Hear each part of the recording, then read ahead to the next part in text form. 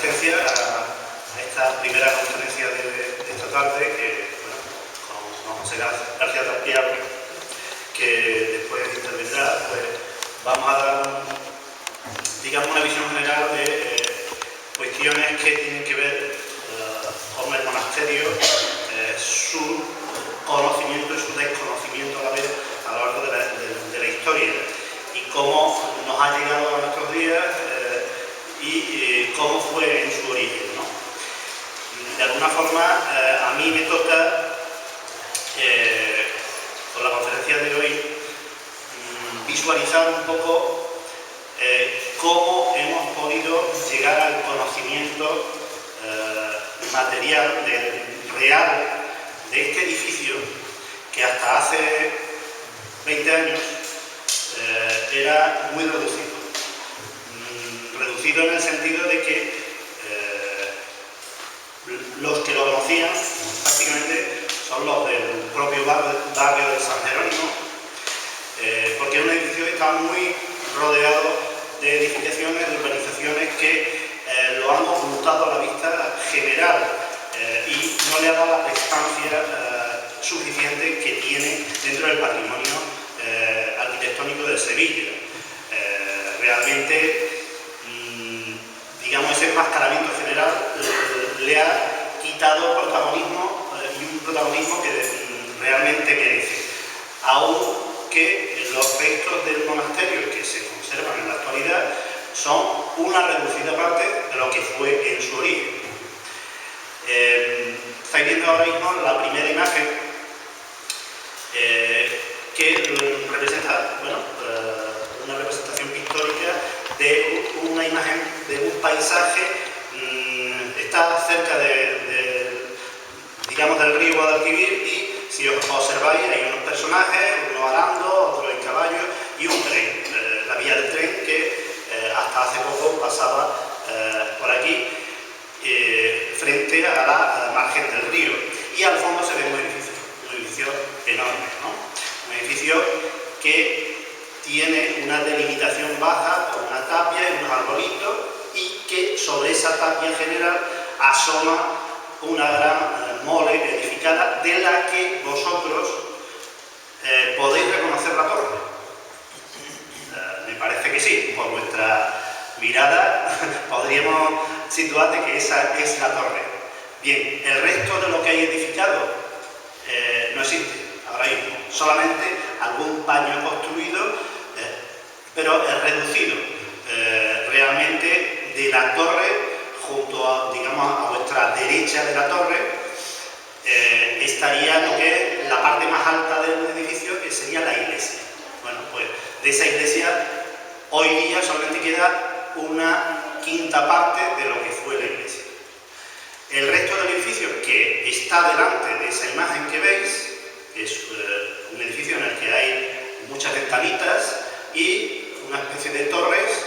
Bueno, pues eso eran varios claustros y construcciones dedicadas a usos diversos del monasterio. Es una imagen que representa lo que fue el monasterio a finales del siglo XIX. Esto es una imagen, bueno, pues una imagen posterior, que ya el edificio está más degradado.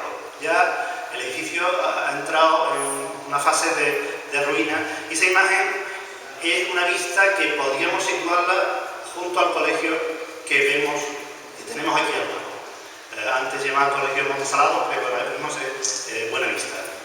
Bien, pues junto a ese colegio, el artista ha reflejado el monasterio en el frente que estamos viendo. Es decir, lo que estamos viendo de este muro para abajo, y a un lado y a otro, eso sería la representación de lo que ve el artista.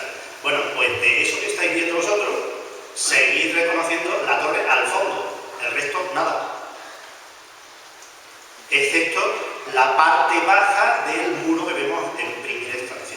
Esa parte baja es la que se ha utilizado para la reconstrucción de lo que del sitio en el que ahora mismo estamos. Pero solamente la parte baja, la parte alta está demolida. este muro de aquí, blanco, que veis blanco, es una reposición del muro primitivo y que no existía hasta la intervención que se ha hecho para el centro cívico en el 2000, que se empezó a construir en el 2005-2006. Es una imagen que posiblemente sea de principio del siglo XX. Esto es una fotografía y es de las primeras fotografías que se hacen en Sevilla, y también muestra un detalle de lo que antes habéis visto en la pintura, ¿no? O en el grabado, mejor dicho. Si volvemos a la anterior, sobresale sobre todo pues, una especie de torre con un tejado a 4 aguas, con una especie de antena, ¿no? Un pináculo, ¿no? Bien, esa torre que veis ahí es la torre que vemos en la fotografía. Eso es un mirador. Un mirador se le llamaba en su momento mirador, y a vuestra izquierda pues estáis viendo un edificio en 2 alturas con ventanas. Este edificio hoy día solamente las ventanas de abajo son las que existen y son muro medianera con el colegio que ahora mismo está a nuestra izquierda, a vuestra derecha y a nuestra izquierda. Bien, pues de ese recorrido de imágenes antiguas nos encontramos pues, en el siglo XX, a finales del siglo XX, pues con un edificio reducido a una mínima parte de lo que fue. Y ese edificio, aquí ahora mismo, podemos representarlo con esta foto aérea, en el que es una foto del claustro que reconocéis y que estamos ahora mismo en él. Un patio cuadrangular con pasillos alrededor, digamos cubiertos por bóvedas, en planta baja, planta alta, y las naves que ahora mismo están en construcción, se ve una grúa aquí, es la que se estaba construyendo en ese momento cuando se hace la foto aérea del centro cívico. Bien, esa construcción del centro cívico es una reconstrucción de edificaciones que hasta que no se hacen las primeras intervenciones arqueológicas se desconocían. Bien, con esta introducción, ¿qué es lo que os quiero plasmar? Que hasta 1988 y 89 el desconocimiento de cómo era el monasterio en sus orígenes pues era enorme. No sabíamos más que por textos y por los grabados que habéis visto antes en la fotografía cómo podía haber sido. La labor de las intervenciones arqueológicas que hemos desarrollado desde 1988 y 89 pues ha dado como resultado en distintas campañas de intervención un conocimiento grande de cómo era el edificio a nivel de planta. Y en algunos casos, cuando se han conservado muros como este, por ejemplo, podemos leer no solo la tierra, o el arqueólogo no interviene solo en el suelo, en los cimientos, en lo que hay debajo de la tierra, sino que puede leer lo que un muro ha dejado como testimonio. Luego veremos algunos ejemplos y los vamos a poner en práctica con esta parte. Bien, eso digamos es el primer elemento que quiero que os quede claro, que ahora mismo tenemos un grado de conocimiento importante de cómo era el edificio gracias a distintas campañas de intervención arqueológica. Desde el punto de vista histórico, de textos, de estudios que ya se han hecho antes de estas intervenciones arqueológicas, pues sí, también tenemos un conocimiento de sus orígenes, su riqueza, determinados elementos, digamos, artísticos sobresalientes, artistas que han podido intervenir, la riqueza que pudo atesorar el monasterio. Todo eso lo tenemos en distintos estudios que se inician a raíz de, bueno, pues estudiosos del siglo XIX y sobre todo del siglo XX. El siglo XX pues empieza con una obra de Antonio Sancho Corbacho en torno al monasterio de San Jerónimo. Pedro Rodríguez también interviene en algunas aportaciones y sobre todo aquí tenemos a don José Ángel García Tapial, que ha intervenido, ha publicado pues, en 2 ediciones pues, una obra digamos importante que deja bueno, constancia documental de todo lo que fue y atesoró el monasterio desde sus orígenes hasta el final de sus días como tal, ¿no? Por lo tanto, en base a esos estudios, Sancho Corbacho y García Tapial, pues tenemos un apoyo importante para bueno, ilustrar quiénes eran, qué hacían y qué riquezas atesoraban los que usaban este edificio y le llamaron monasterio. Sucintamente os voy a ilustrar más o menos para que tengáis un contexto de qué era el monasterio de San Jerónimo y qué significaba. O la orden de los Jerónimos es una orden que tiene sus orígenes en unos, digamos, místicos, ermitaños italianos del siglo XIV que quieren vivir una vida de ermitaño y deciden, bueno, pues tienen digamos, su experiencia en Italia y sobre todo empiezan a tener contacto ya en España y esta es la clave, con importantes y señalados buenos nobles de la época, del siglo XIV. Esa relación inicial de nobles les va a llevar a que la orden, cuando ya se formalice y se cree y se constituya como tal en 1414, pues tenga un carácter elitista, en el sentido de que prácticamente huye de sus orígenes, que su origen quería ser una orden o una tendencia de retiro espiritual eremita, es decir, aislado del mundo, y se convierte al final en una orden de poder y de peso. ¿Por qué? Pues porque hay una serie de personajes que, en función de su influencia, pues le va a dar contactos, le va a dar posibilidades de recibir prebendas, recibir donaciones que al final, digamos, se crea una orden de poder y rica. De tal manera que en poco tiempo, desde 1414 hasta principios del XVI, se constituyen 26 monasterios. Hay una escisión de ellos que son los que después se han llamado los Isidros, que es una orden jerónima que tuvo como base San Isidro del Campo. Y a pesar de esa segregación o de esa división en la orden, aún así la orden jerónima sigue teniendo un peso importantísimo y una relación especial con la corona, hasta el punto de que varios monarcas en su visita a Sevilla pues tienen alojamiento aquí. El último de ellos, Felipe IV, bueno, el alojamiento fue también penoso para el monasterio porque le supuso que el monasterio le donó a la corona varias casas, terrenos, en un momento en que la corona estaba en crisis. Bien, la fundación del monasterio, este concreto, se debe digamos, a un hijo de la nobleza nueva sevillana que era, digamos, el rector de la Casa de la Moneda, el director o el representante, y era de una familia judeoconversa, es decir, la relación también de familias ricas judeoconversas con el monasterio de San Jerónimo y con la orden jerónima es muy estrecha, ¿no? Y eso pues también le da riquezas y importantes influencias.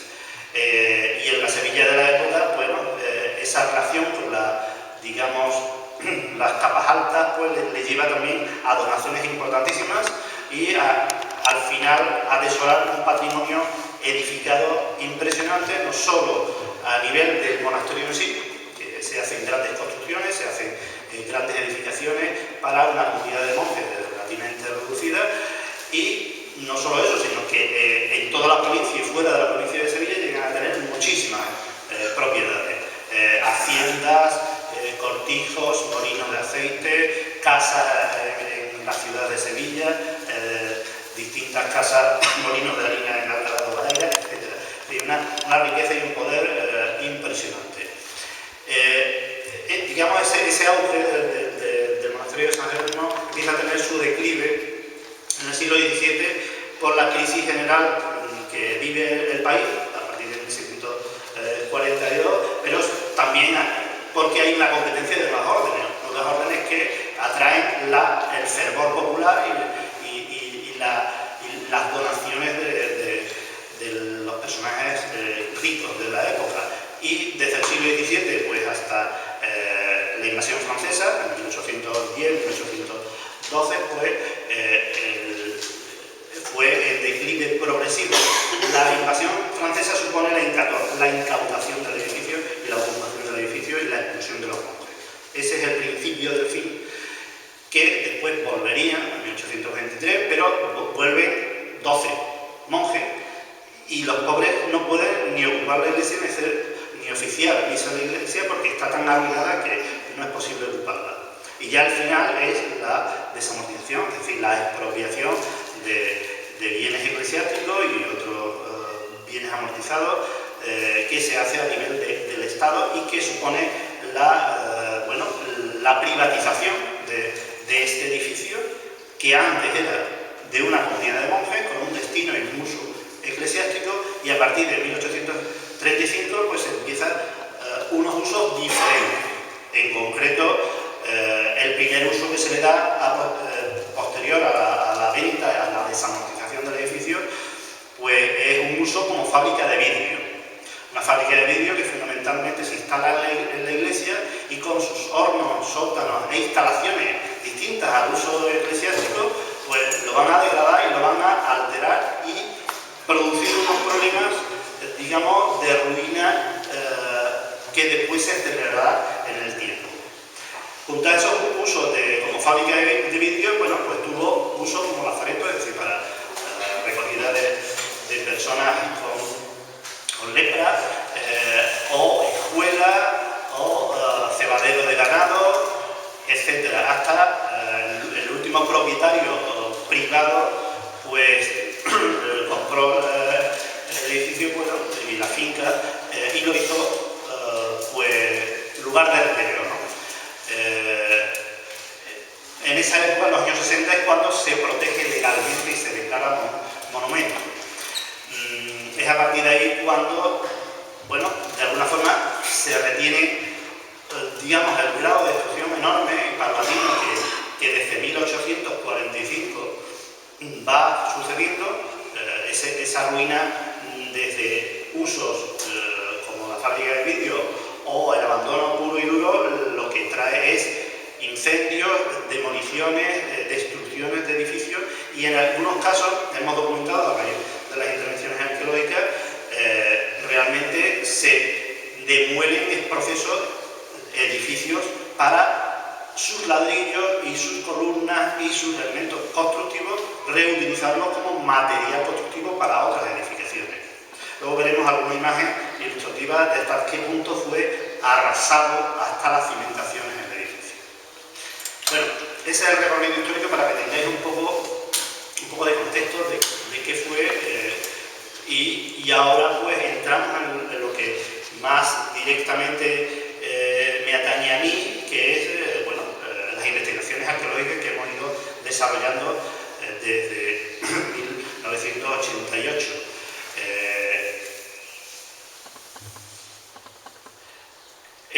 Vamos a ver inicialmente una serie de imágenes que ilustran distintas fases de excavaciones y que, bueno, al final vamos a ver pues cómo resulta a raíz de esas excavaciones que hemos entendido, hemos comprendido cómo se distribuía, cómo se organizaba, cómo se estructuraba el edificio a nivel de arquitectura. Yo sé que para muchos de ustedes a lo mejor es complicado ver digamos un plano, pero vamos a intentar explicar algunas cuestiones para que ilustre, digamos, por lo menos a nivel de volúmenes, a nivel de distribución, y también un poco nos vamos a meter un poquito a nivel de uso. Es decir, ¿esto qué es y para qué se usaba? Pues también podemos entrar en eso. Por supuesto, al final de la conferencia me gustaría que quitaréis todas las dudas que os va a acarrear algunas de las imágenes que vamos a ver, ¿no? Pero bueno, vamos a intentar ser lo más aclaratorio con imágenes y en la medida de lo posible la palabra que aquí. Esto es una imagen hecha casi aérea, porque está hecha prácticamente desde la torre. En una fase de excavaciones que hicimos en 1988 y 89 en un equipo de arqueólogos dirigido por Miguel Ángel Tabate y un servidor. Bueno, mi nombre es Florentino Pozo y creo que no lo he dicho, perdón. Perdón. En dos fases de excavaciones teníamos como objetivo excavar una gran explanada que existía frente, vamos a ver la imagen aérea. Si veis esa imagen aérea, a la derecha de lo que es el claustro, el edificio cuadrangular ese, y unos edificios que están en la calle Marruecos, que lo veis a la derecha, justamente a la derecha de la imagen, entre esos edificios y el claustro hay una explanada. Esa explanada es la que se excavó en esos momentos, y haciendo ángulos con esa explanada y rodeando también el claustro, junto a la torre, también toda esa zona se excavó. Se excavó en extensión, era una superficie llana, terriza, no tenía nada que nos indicara que ahí podía haber arquitectura. Evidentemente entendíamos que sí lo había porque teníamos otra serie de documentación e información. Bueno, pues esa explanada es la que vais a ver en algunas de las imágenes que os expongo. A raíz de la excavación en esa explanada doble, pudimos definir otro claustro. Bueno, un claustro es un patio con pasillos, normalmente cubierto por bóvedas, columnas, en este caso sería de 2 plantas, y en torno a ese patio, que digamos el referente lo tienen ustedes aquí, no tienen ustedes que ir a otro sitio. Esto es un claustro, y con su patio, con sus pasillos o galerías, con sus, digamos, edificaciones en torno a esas galerías, que serían los espacios donde estarían las celdas de los monjes, el refectorio donde comían, la sala cultural, y además estamos en parte de esas construcciones que utilizaron los monjes. En concreto, pues estaríamos en zonas seguramente de archivos y de celdas. Luego veremos con un ejemplo sobre este paño donde se situaban aquí, por ejemplo, cuatro celdas, ¿no? Bien, pues esas primeras excavaciones, digamos, intervienen de forma muy extensa y logran definir en planta los restos que se conservan de suelos, de muros, de pilares y algunos elementos de sótanos que hemos podido documentar. Ahí está una de las imágenes, que es una parte de esa explanada que antes os he indicado en la foto aérea. Eso en concreto es, digamos, un pasillo que estaría limitado por pilares, y a un lado de ese pasillo estaría una serie de habitaciones. Lo que estáis viendo son los restos que se conservaban de suelos y cimentaciones. Donde hay una excavación más profunda y se ve pues una zanja simplemente, eso es la zanja de expolio de las cimentaciones del edificio. Es decir, quien demolió este edificio no se contentó solo con vender los ladrillos al constructor correspondiente, sino que se encargó de buscar los ladrillos hasta a nivel de cimentaciones. Por lo tanto, muchos de los muros los pudimos localizar no por el muro en sí y el cimiento en sí, sino por la zanja que habían hecho los expoliadores para sacar el mismo mundo. Hasta ese punto, este edificio fue demolido y expoliado y reaprovechado para otras construcciones. Seguramente el barrio está lleno de casas que han utilizado los ladrillos del monasterio de San Jerónimo. Es una imagen más ampliada de ese mismo espacio. ¿Veis? Esa explanada en la que sobresale, porque brilla un poco, una superficie llana. Esos son suelos de losa de barro que se conserva en algunas zonas y que se sitúan en algunos pasillos y en algunas celdas. En concreto, este claustro logramos ver que podía ser de unas dimensiones similares al que ahora mismo veis en pie, ¿no? Y que tenía una serie de pilares, posiblemente arcos, posiblemente dos alturas, no posiblemente, seguramente dos alturas, porque hemos visto la huella en un muro donde se adosaría, y en torno a esos pasillos pues se estructuraban, digamos, espacios construidos donde vivían y se alojaban los monjes. Fundamentalmente este patio servía para las celdas de los monjes, es decir, las habitaciones de muchos de los monjes. Este patio se le llama patio o claustro chico o claustro de legos, es decir, lego es la diferencia entre legos y monjes. El lego es quizás el símil, es el aprendiz, y el monje ya es el ordenado, ¿no? Junto a las celdas, pues este claustro o este patio, para que nos entendamos todos, pues tenía otras dependencias que básicamente son un gran refectorio, es decir, donde comían los monjes en grupo, en comunidad, y una gran sala, pues que vimos una serie de elementos que indicaba que efectivamente ese era el sitio donde comían. Había otras estancias que eran zonas de paso y algunas, digamos, unido a la iglesia, que ya determinamos que era la sacristía. Es decir, con esta excavación determinamos distribución de espacios, grado de destrucción y antigüedad. La arqueología no está solo para ver y sacar este objeto, sino para ver de qué época es este objeto y por qué está este objeto aquí, cuándo y cómo ha producido su evolución y degradación. En este caso concreto logramos determinar que este claustro fue construido a principios del siglo XVI. Esto es otra imagen también desde la torre y que muestra, ahí veis una serie de muros bastante quemados por el sol, pero eso era la zona de cabecera de la iglesia, lo que llamamos ábside.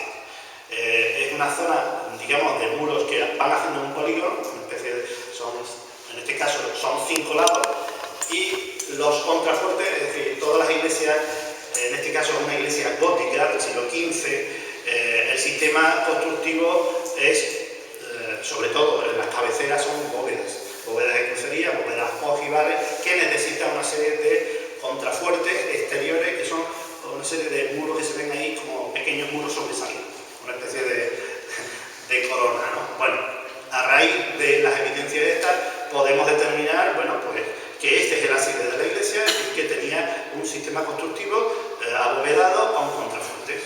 También podemos ver su fecha de construcción y su relación con otros espacios.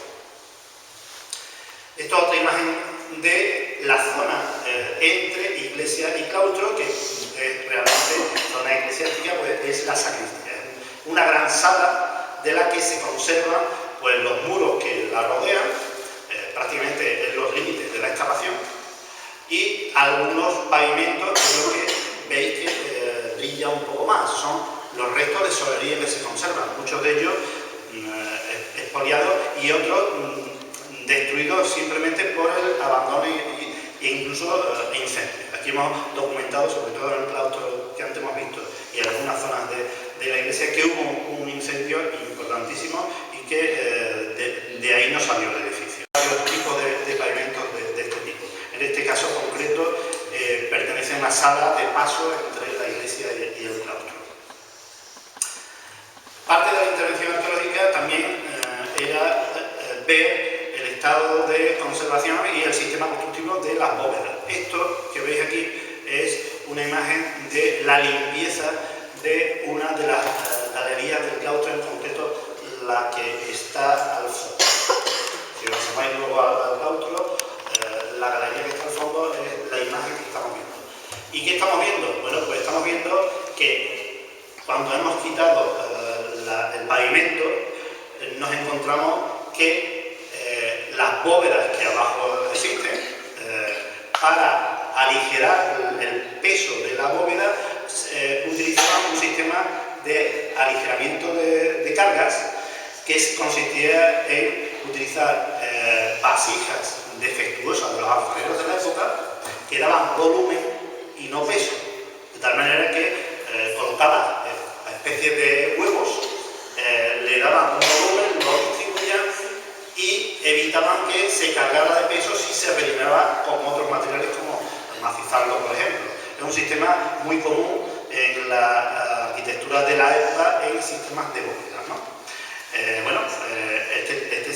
Este volvió a reponerse el pavimento, se le hizo una losa y se mantuvieron el mismo sistema de cubrición y de aligeramiento de las bóvedas. Otra fase de excavaciones que tuvimos, no sé cómo estamos de tiempo, no sé qué voy a pasar, que va a venir. ¿Cómo estamos de tiempo? 7:15. He empezado tarde, por lo tanto, media horita puedo terminar, ¿no? Quizá un poco menos. No te voy a. Bien, esta imagen representa una sala, en concreto, en la que estamos, pero en planta baja. Y pertenece a otra fase de excavaciones que hicimos en 2003 y 2004. Esta fase de excavaciones consistía en los trabajos previos para construir el centro cívico. Es decir, había por parte de la gerencia, el Servicio de Arquitectura y Obras, que dirigía en ese momento Sebastián Vial, con Fernando estaba todo en ese momento ya, Fernando Sánchez Navarrete, que también lo tenemos aquí, pues el servicio de la gerencia de urbanismo correspondiente, pues tenía ya un proyecto de edificar un centro cívico. Y con muy buen criterio entendió que si ya habíamos reconocido espacios y habíamos recuperado espacios antiguos del monasterio que antes no se sabía que existían, o por lo menos no se sabían cómo eran, pues podríamos recuperar la traza y ese edificio, no alterarlo y adaptarse a esas dimensiones del edificio. El objetivo era saludable porque determinaba no destruir los restos antiguos y de alguna forma recomponer el volumen y los espacios antiguos y a la vez, y eso es muy importante, servir de abrazadera a un edificio que estaba cada vez en peor estado, con muros descolgados como este o el que a continuación existe, que tenía bóvedas empujando, son las bóvedas y un estado que podía llevarle a la ruina si no, de alguna forma, se abrazaba y se recomponía un volumen antiguo. Por lo tanto, había, digamos, unos criterios que iban en el buen sentido de protección, investigación y conservación y uso nuevo del edificio. Eso es importante. Un edificio que, con esa idea de centro cívico y que ahora se ha estrenado, ya el edificio es del barrio. Ya el barrio antes estaba, digamos, asociado y quería el monasterio, pero ahora lo va a querer más porque lo va a usar, lo va a vivir. Eso es importante. Las cosas que se viven se van a mantener y se va a procurar su mantenimiento por encima de todo. Por lo tanto, bienvenido sea estas actuaciones y el caso que a nosotros se nos encomendó es sacar hasta la máxima información arqueológica de esos espacios que después iban a constituir el centro cívico. Y en virtud de esas excavaciones, pues vimos el suelo y el subsuelo y vimos los muros y a raíz de esos datos que nos daban la materia, de suelos, cimentaciones, huesos, cerámica, pues dábamos una interpretación de cómo y cuándo y por qué de las cosas que habían ocurrido a lo largo de 500 años. En este caso vemos una serie de suelos en primer término que pertenecían a una sala, a continuación otra y a continuación otra. Aquí son 3 salas y una de ellas, la del fondo, es la más importante porque era la sala capitular, el capítulo donde se reunían los monjes para tomar deliberaciones. Una vez que vamos excavando esa misma sala, pues vemos que hay más edificaciones. Es decir, que no nos quedamos en que el edificio, cuando deja de tener uso, llegó a tener estos suelos y esta distribución, sino que vemos que el edificio había cambiado desde sus orígenes, y en concreto vemos esta serie de cimentaciones que son más antiguas de las que hemos visto en la imagen anterior. La imagen anterior básicamente estamos con construcciones de fines del siglo XVI, principios del XVII. Y en la siguiente ya tenemos construcciones anteriores y que las fechamos en el siglo XV. Esto pues nos da evolución, nos da una lectura histórica de cómo cambió el monasterio a lo largo del tiempo. Otra imagen también de estructuras previas a ya las construcciones asentadas del siglo XVI y XVII, algunos suelos, este por ejemplo es otro suelo también típico de ladrillos, de azulejo intercalado con losas cerámicas y que es bastante llamativo, ¿no? Un detalle, fijaros qué calidad y qué belleza, ¿no? También en estas intervenciones pues pudimos ver no solo la planta de los edificios en planta baja, la lectura de los muros, sino que vimos y pudimos sacar a la luz sótanos, ya los tenemos, digamos, documentados en la fase anterior, pero en esta fase los excavamos. En principio pensábamos, antes de excavarlos, que eran sótanos asociados a criptas, es decir, lugares de enterramiento.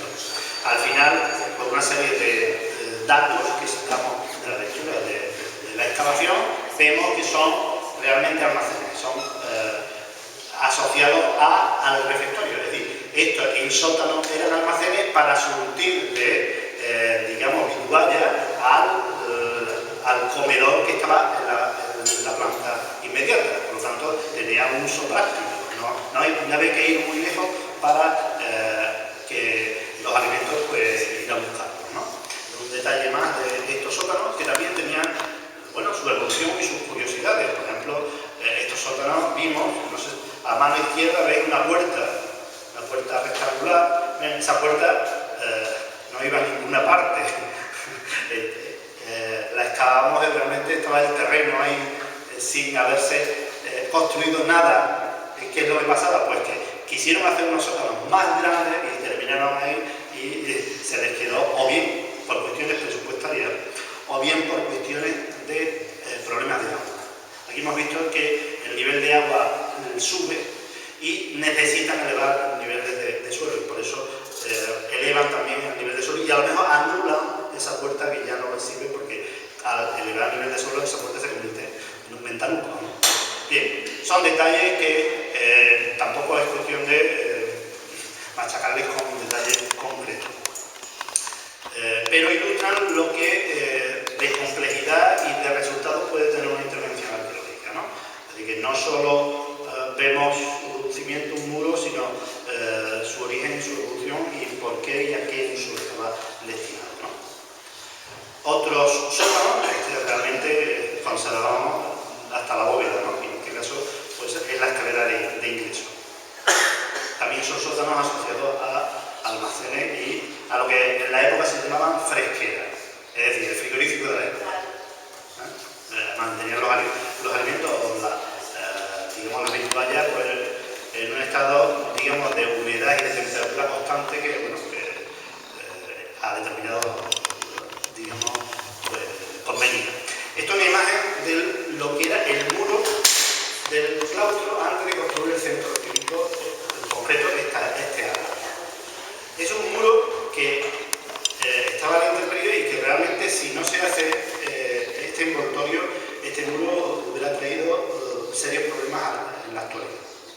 De hecho, posiblemente ese muro se ha movido, y ya lo hemos visto con las intervenciones que hemos hecho recientemente, que se movió en su momento y ha tenido un desplome determinado que a lo mejor hubiera ido a su caída si no se hace este abrazo, ¿no?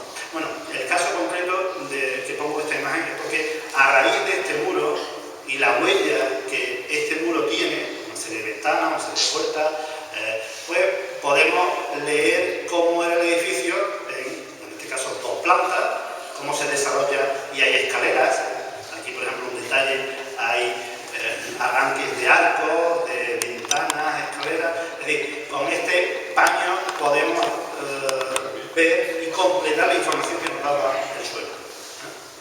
Si veis este paño concreto, veis al fondo que hay 4 puertas.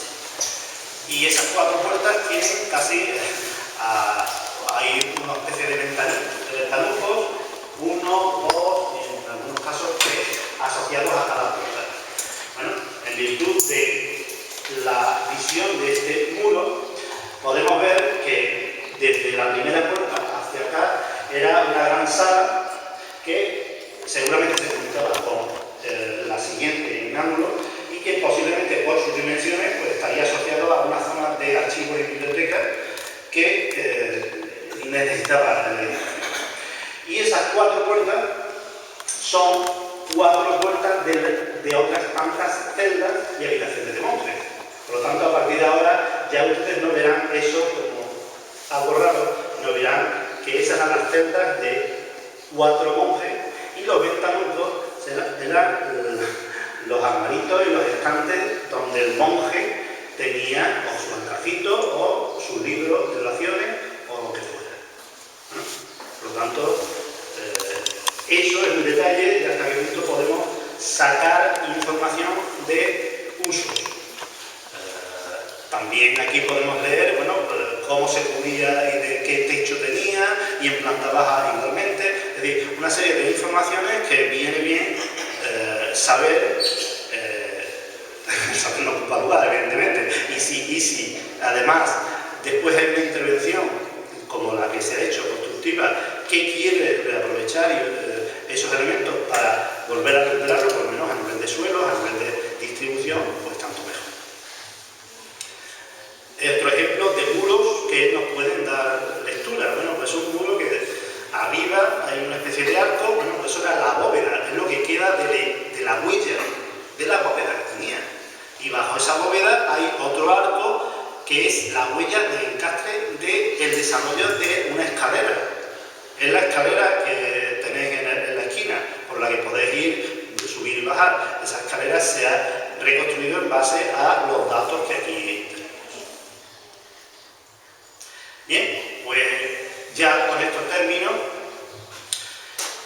con eso, ¿qué sacamos? Pues sacamos que el edificio no era solo lo que aquí se sitúa como claustro grande y que observáis y que vivís y que lo contempláis diariamente.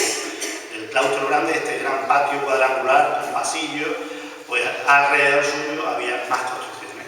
En concreto, el claustro chico, el que hemos visto en las primeras imágenes, con una serie de habitaciones, que son las celdas. Entre el claustro chico y el claustro grande, en la imagen superior, o en la parte superior de la imagen, mejor dicho, hay una parte que es la iglesia y otra parte que es la imprenta. Una imprenta que se construyó a finales del siglo XVI para imprimir las bulas papales que iban a América. De la iglesia pues solamente conservamos pues 2 capillas o 3 capillas y la torre. El resto, la nave central, el ábside que visteis en la imagen de las instalaciones y las capillas que estaban al fondo, pues esa la hemos podido ver a nivel de cimentación. Bueno, también podemos ver la imagen, la parte inferior izquierda, lo que hemos podido determinar como posible casa prioral. Esa es la foto que antes visteis al principio, esa casita al lado de la torre mirador. Esa es, la hemos podido ver a nivel de cimentación y a nivel de los muros que la delimitan. Bien, pues esto era, digamos, la zona más monumental del monasterio. Junto a estas edificaciones sabemos por textos que el monasterio tenía más elementos constructivos. Tenía un molino, tenía almacenes, tenía huertas y eran unas dimensiones mucho mayores de las que hoy día nos podemos imaginar con solamente ver el claustro. Realmente su límite puede estar en la calle Marruecos, en las fachadas de los edificios de la calle Marruecos, seguramente englobaba al colegio que tenemos o que tienen ustedes a su derecha, y llegaba hasta el mismo borde del río y posiblemente llegaba a ocupar al cementerio de los ingleses, que lo tenemos, como tienen ustedes, a su izquierda, al norte. Por lo tanto, lo que es digamos, el monasterio en sí era un gran conjunto de construcciones, de huertas, de espacios que eran en algunos casos de producción, de alimentos de huerta para el consumo, y también de oración, de retiro y de lujo, en el sentido de que era también, digamos, para una población religiosa que era élite en la sociedad de la época y que además servía para enterrarse en la iglesia familias nobiliarias importantes de sevillanas de la época y atesorar grandes obras de artes como pinturas de Valde Real o esculturas de Torrigiano, frescos, suelos de todo tipo, que realmente si los tiempos no hubieran sido tan tremendos como él, sería una joya monumental y artística en la Sevilla actual, porque este edificio tiene todas las fases, digamos, constructivas y decorativas y artísticas que desde el siglo XV hasta el siglo XVIII, pues en Sevilla hay grandes ejemplos y en este pues se ha perdido mucho de ello. Muchas de estas obras de arte fueron distribuidas en distintas iglesias y en algunos museos se conservan. Pero la arquitectura de lo que vemos es lo que se conserva en pie, que es el claustro, y el resto lo podemos ver a nivel de cimentaciones, a nivel de planos, a nivel de evolución. Creo que no me queda más tiempo para desarrollar, simplemente imágenes de... habéis visto en la imagen anterior cómo era el edificio, en este caso en su máximo esplendor, primera mitad del siglo XVII. A partir de este momento, degradación, porque la economía y la pujanza de la orden pues va en detrimento, y después viene la expropiación, la desamortización con la ruina a lo largo del siglo y medio. Y antes de esta época llega el edificio pues, a evolucionar desde unos orígenes que se remontan a 1414, cuando se funda el monasterio, hasta esta época del siglo XVII. Por lo tanto, las imágenes que vamos a ver ahora es un poco recorrido de evolución. Es decir, ¿cuáles son las construcciones que hemos podido ver más antiguas? La iglesia, perteneciente al siglo XV. Y algunos muros que veis, son los trazados para que lo identifiquéis. El rojo es la imagen que habéis visto antes, es, digamos, una referencia de cómo ha sido el edificio en su máximo esplendor, y lo azul es, en este caso concreto, las construcciones que existían en el siglo XV. Es decir, lo rojo no existía en el siglo XV y sí lo azul. Por lo tanto, tenemos ahí la iglesia claramente y algunos muros que hemos podido determinar y que posiblemente correspondan a los antiguos claustros, porque los claustros, tanto el claustro grande como el claustro chico, son construcciones del siglo XVI. Anteriores al siglo XVI, las mujeres tenían que vivir con sus celdas, tenían que tener su refectorio. ¿Dónde estaban? Pues todavía no lo sabemos, y algunos de esos elementos son los que ahí vemos en traza azul bajo en la parte inferior de lo que es la iglesia, ¿no? Pues un siglo después se empieza a construir el claustro chico, esto es el principio del siglo XVI, claustro chico y parte del claustro grande. Este claustro no se construye, digamos, en unas fechas pues cortas de tiempo. Se empieza a construir a la vez que el claustro chico, principio del siglo XVI, y no se termina hasta 1580-82. Y tarda, pues, posiblemente tarda 60 años en construirse. ¿Por qué? Porque evidentemente es financiero, ¿no? En este caso son los sótanos que habéis visto antes, elementos de la planta alta. Bueno, planta alta seguramente no solo tenía el claustro grande, sino el claustro chico, pero claro, de la planta alta ya no podemos sacar conclusiones porque ya no lo tenemos a nivel de evidencia de su suelo. Algunos elementos, como lo que estamos viendo, de muros enalzados, pero poco más. Por lo tanto, mejor no inventar. Esto es en torno a 1580. Bien, no voy a cansar de cómo, a raíz de una intervención arqueológica, podemos ver la evolución del edificio, tanto desde sus orígenes hasta su explosión o su auge, como su proceso degenerativo y destructivo.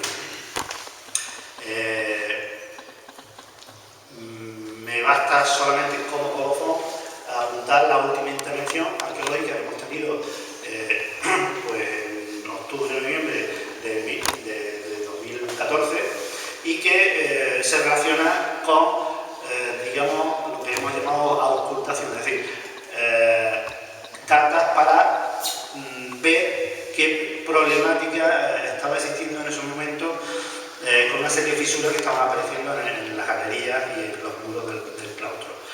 A raíz de 8 cartas que hacemos en los pilares y a raíz de varias cartas que hacemos en bóveda, hemos podido determinar las causas de algunas de esas grietas y cómo se han producido su debilidad, ¿no? Eso es importante porque aporta, digamos, un valor añadido a la arqueología. No solo es un valor histórico de ver el pasado, cómo ha cambiado el edificio, cómo ha llegado a nuestros días, sino que podemos ver problemas que en la práctica de las soluciones de la arquitectura actual tenemos que dar. En este caso concreto, bueno, hemos tenido la suerte de ver que estas cimentaciones, estos son algunas de las fisuras que aparecieron en 2013 y que se han ido corrigiendo y se están haciendo mediciones, se están haciendo estudios para ver soluciones para atajar este problema, ¿no? Evidentemente, estas fisuras no han salido de la noche a la mañana, sino que tienen una problemática que la hemos podido concretar en sus orígenes en la intervención arqueológica. Es decir, la problemática de estas fisuras vienen de tiempos de la construcción misma del edificio a principios del siglo XVI. Concretamente, una de las debilidades del edificio es que se construye la parte junto a la iglesia. Os he dicho antes que el claustro se construye a lo largo de 60 años, ¿no? Y que la primera parte se construye junto a la iglesia, la galería, la llamamos galería norte. Bien, esa es la galería o el pasillo abovedado que tenía más problemas y tiene más problemas. ¿Por qué? Pues hemos visto que hay una mala ejecución de obra de esa época, inicialmente.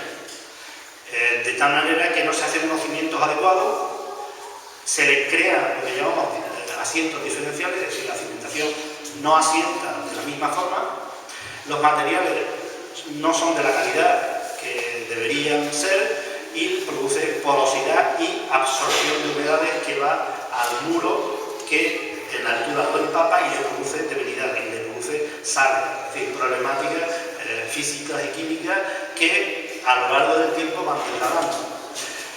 A eso se suma que hemos visto que la fábrica de vidrio, cuando hace en 1845, hace instalaciones.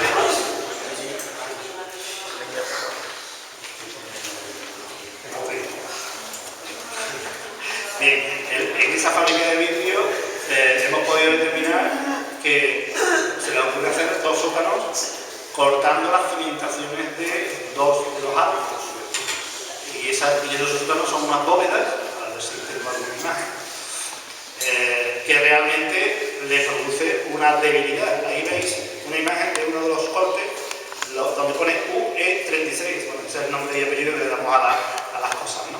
Para no llevarle en bóveda. Eso es la parte superior de la bóveda, es un sótano que construye, seguramente es un sótano de recogida de aguas.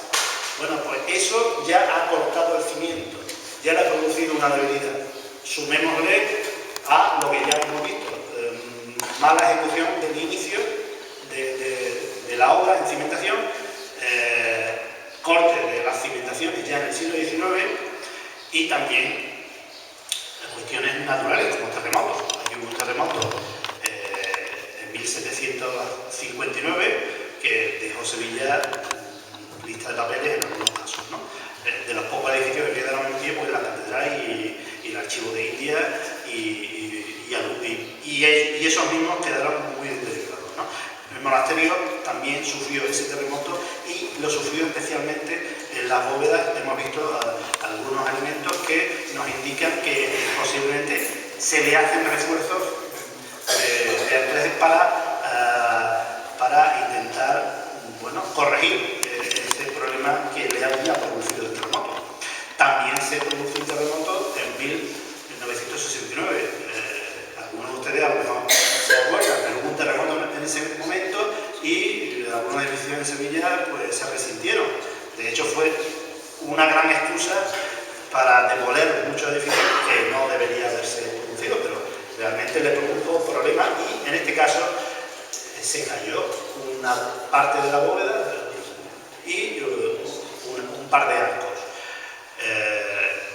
Todo eso junto a la evidente falta de solidez de los edificios que primitivamente abrazaban el edificio. Es decir, todo eso ha sumado poco a poco, siglo a siglo, una problemática que ahora mismo se nos evidencia, pero que no ha surgido ahora.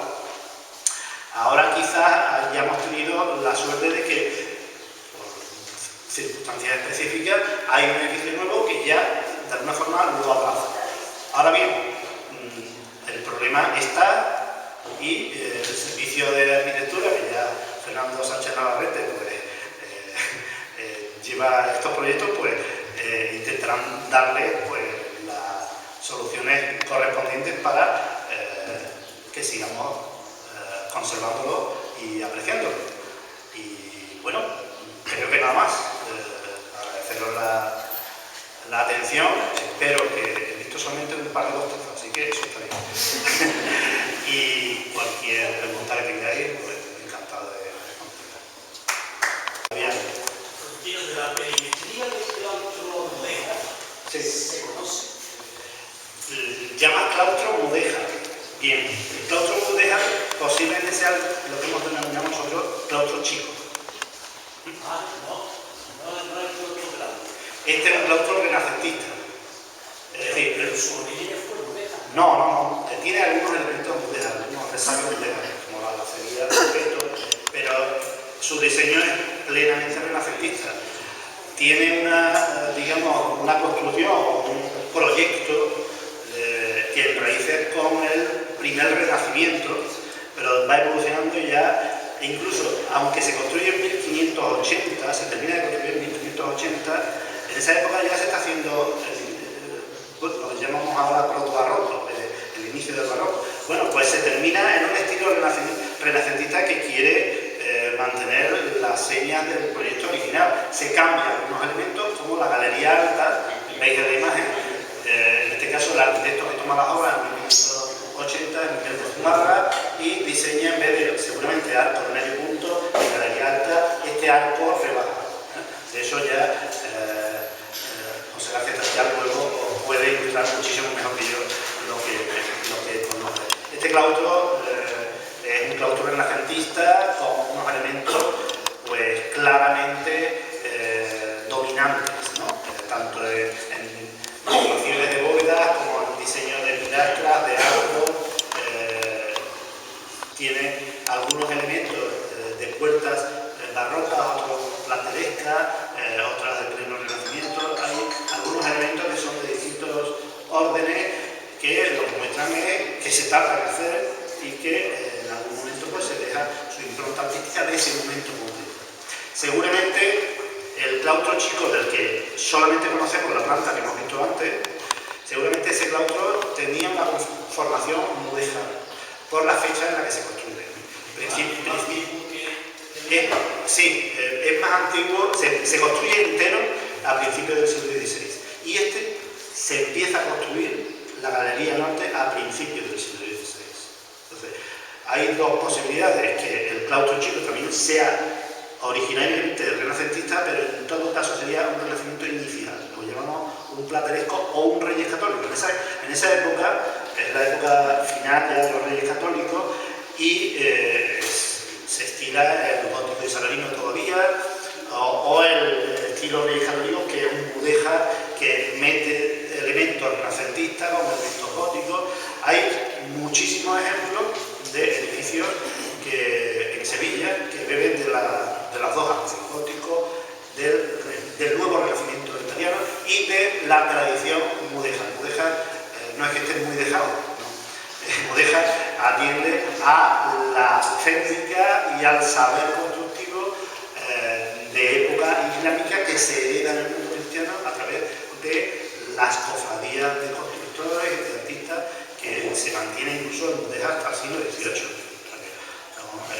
La utilización del ladrillo, las decoraciones de la acería, tipos de arco, en fin, hay muchos elementos que todavía perduran de época muy antigua.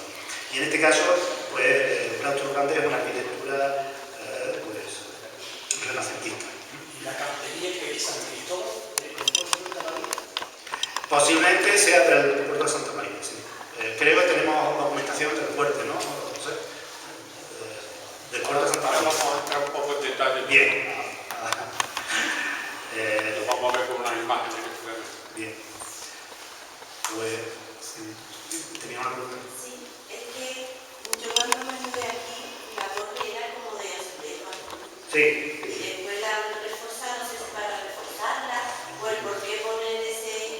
Sí, digamos, la cubierta se llama un chapitel, una coronación, que el origen era, bueno, el cuerpo que estáis viendo decorativo, ahí, pues, seguramente Boeden ha incluido de sus discípulos. Ahora, no sé la que los varios años que yo, pero no, la pregunta completa, ese chapitel o esa coronación actual es una coronación que se hace cuando se restaura la torre y que oculta el chapitel original, que era mucho más pequeño en el chapitel, de composición realmente poco decorosa, ¿no?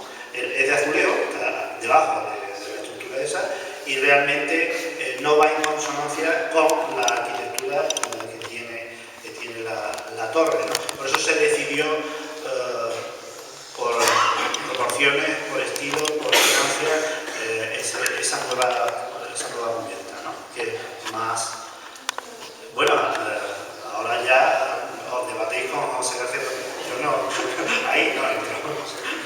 Sí. ¿Hay conocimiento de algunos restos óseos? Sí, bueno, el tema, bueno, en una excavación arqueológica siempre nos aparecen restos cerámicos, vidrios, metales, huesos. Casi todos los huesos que hemos podido identificando son huesos asociados a huesos de consumo, es decir, los animales que despiezados se cocinaban y se servían de alimento a los monjes. Todavía no hemos encontrado zonas de enterramiento y de criptas masivas, ¿no? Yo pensé que con la intervención que hemos hecho en 2014 de los sondeos estos de los pilares íbamos a encontrar ahí las primeras tumbas, porque es muy usual que los monjes se entierren en el claustro, o bien en el patio o bien en los pasillos, ¿no? De momento no hemos encontrado tumbas en los pasillos.